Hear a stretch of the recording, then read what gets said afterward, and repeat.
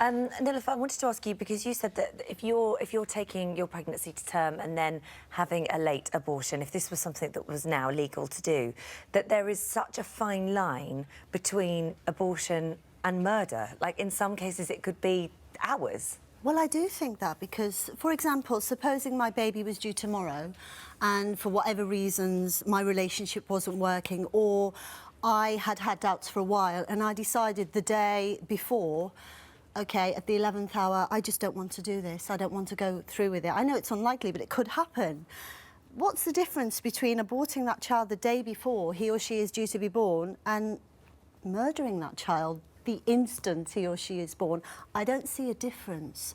The child is still a fully formed human being and has a right to live.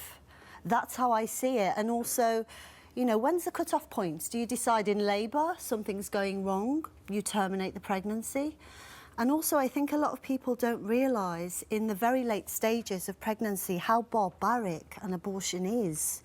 You know, the fetus is literally dismembered inside of you. That's not the case. Well, that's everything I've read and been told. In late terminations, a woman has to go through full childbirth.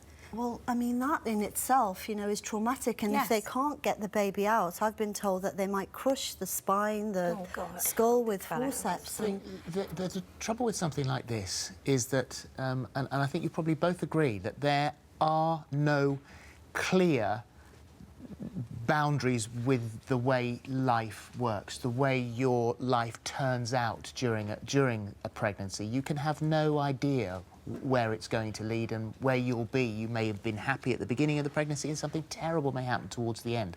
And I think that's what Nilufer is pointing out, is the fact that in some cases, even if it's one case, many of these people who are so actively against it would say, do you know what, you know, you should never have that option no matter what. Well, my personal opinion is that the mother's life is more important than the baby's until the baby is born. I think the mother's rights should come first. I think it's barbaric to force a woman who is desperately unable to come to terms with the idea of having a baby and, you know, is psychologically traumatised by the idea of having to have that baby. So just to clarify, if that woman, for argument's sake, this hypothetical person, gets to a very late stage of pregnancy, maybe the beginning of labour, and says, I can't cope, I will take my own life, then it's OK and it would be acceptable for them to kill that baby. But it wouldn't happen. If she got to the beginning of labour, she'd go through labour just as she would if she had to. You know, when I had to terminate my baby, I had to have an injection into the baby's heart. I then had to walk around with the baby dead inside me for 2 days, and then I had to go through a full labour. But that was pre-24, wasn't it? No, it was 24 weeks, and that's what would have happened. Yes, but what we're discussing here, the reason we're discussing it, is this post-24. But that's already legal for medical reasons. It's already legal for up to any stage for medical reasons. So in which case, why is this caused such a row? If it's already legal for medical reasons, the reason it would be decriminalised is for other reasons other than medical reasons. Yes, because it's caused such a row because the idea that any woman could go along and ask for an abortion at 30 weeks, 34 weeks of pregnancy sounds so horrendous, and I agree, that would be horrendous. But we're talking about protecting the most vulnerable, desperate women who cannot possibly go through with a pregnancy. And there's so few of them. Final word, Nilufer. Well, I think we can look at China as an example where you can have an abortion at any stage of pregnancy, and look what's happened there. Babies are being unnecessarily killed because they want boys instead of girls. I think, I have to say, in Hilary's case, I think the law does provide for people like this already.